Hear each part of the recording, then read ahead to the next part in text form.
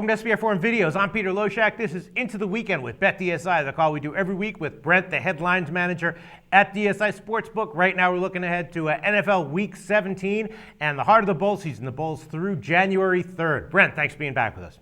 Glad to be with you, Peter. All right, let's start in with the NFL Week 17. Very quirky week in the NFL. A lot of games with playoff implications, a lot of games, involving teams that are completely out of it. This week, there's a lot of big favorites in games where kind of like teams control their own destiny and need a win. So, a lot of games. And I'm assuming that all those games will get, at least the public will be favoring the favorite, if not overwhelmingly. Is that the case? Yeah, the public's mostly going to be on the favorites for sure. I mean, there's key spots where we've got sharps, going with, say, home teams that are favored and stuff like that. But yeah, quirky week is the best way to sum it up for sure, Peter. Yeah, so we got Panthers, Saints, Denver, Miami, the Pats, the Seahawks, the Chargers, and that's just what I'm seeing. So I'm assuming those are all big public sides. And the question is the action on all those games overwhelmingly public? Mostly, yeah. I mean, you top off with Carolina first off, and it's about the count's about 2-1 in their favor. But actually, I've got sharp money on Atlanta there, so we're kind of happy about that. I've got about twice as much money on Atlanta, but the public will probably drown that out. Carolina's a 6-point favorite on the road right now, and the sharp money on Atlanta did come at +7, Peter. So then basically, you're going to need a few of those sides to be busted, right? If all of them cover, then it'll be a bad week.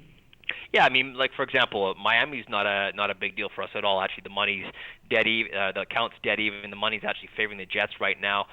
Teaser money, of course, involving Miami is big there. I've got sharps and public on New England, so that's a case where it's not good for us. We're sitting at -9 right now. That sharp money came -7.5 though. New Orleans, of course, is a big favorite, so the public's all over them.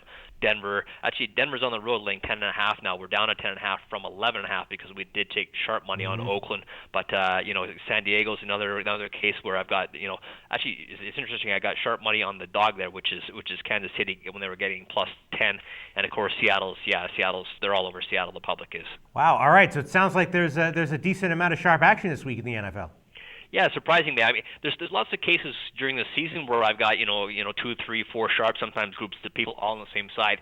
This is a week where more I've got one guy on this side, one group on this side, one guy. So there's a lot of, in terms of numbers of sharp plays, there are quite a few, but in terms of them being really strong plays, not so much the case as it is in the regular season when games are the first couple weeks of the season, for example. Right. Okay. Well, we will get to that in a second. Before we get to it, though, I just want to ask you about the Philly-Dallas game. Right. It opened at 2.5. Then the Romo news came out. The line went all the way up to 7.5. Now I'm seeing it's down to 6.5. So just overall, what's the action picture like for you on that game? Are you if it lands on 5, is that going to be disastrous for you? Yeah, that's as an example, that wouldn't be good for us. The good thing about this game is that we have a ton of volume. The bad thing is a lot of that volume was probably created because of the injury move and the line move that went with it. Now, Philadelphia -3 was sharp money when we were getting Dallas was getting +7, -20, -25. I had a lot of volume back on Dallas there. So we've got people even at 6.5. I've got people buying the half point, taking Dallas +7. And like I said, most of the sharp money and volume of money came on Philadelphia -3. So really anything above between 3 and 7 will probably not be very good for us. Teasers are all over Philadelphia as well, so I mean we'd like someone to blow the other team out in this game, obviously. Okay, right, because this is not one of those situations where there's a threat of a middle, but it's just one number and it's a dead number. It's there's a lot of opportunities here for you to get middled. How disastrous would that be?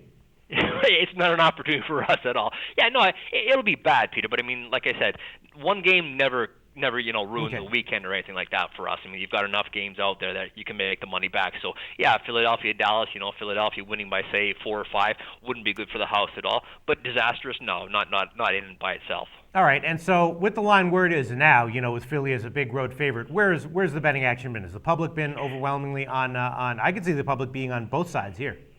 They're mostly on Dallas right now, and guys are even public guys are buying the half point up to 7. I can see this line maybe dropping to 6. It'll probably close somewhere 5.5 and 6. That wouldn't surprise me at all. And like I said, it was Philadelphia 3. That was where the strong sharp money came and where most of the volume came. So since then, it hasn't been a ton of Philly money. Okay, so you've already touched on a few sides the sharps been favoring this week. What can you tell us about the rest of the card, NFL Week 17, in terms of sharp action? Well, just in terms of, I'm surprised that a game like Detroit and Minnesota has a ton of volume for us now. Really? There's kind of slight sharp money on Minnesota, which I found surprising, but I was surprised that that game is one of the most heaviest bet of the weekend. We've got nice balance action both ways, so that's nice. Chicago and Green Bay is another big game in terms of volume. We had some sharp money on Green Bay -3, and that's one of those games where you win and you're through. Obviously, Green Bay, Chicago, over money always comes in on those games, so public is all over that total. They started betting it over 51.5. Peter, we're up to 53.5 right now. Almost nothing on the under, no sharp money involved. Specific games, Atlanta, as I touched on, +7 at home to Carolina. That was a sharp play. Tennessee, they're at home to ugly Houston team. Tennessee's -7, dog 15 right now. Tennessee -6 with sharp money. Also have sharp money on Pittsburgh -6.5. They're at home to Cleveland. We're -7 right now in that game. Cincinnati's another case. Cincinnati -5.5 with sharp. We're up to 6.5 there.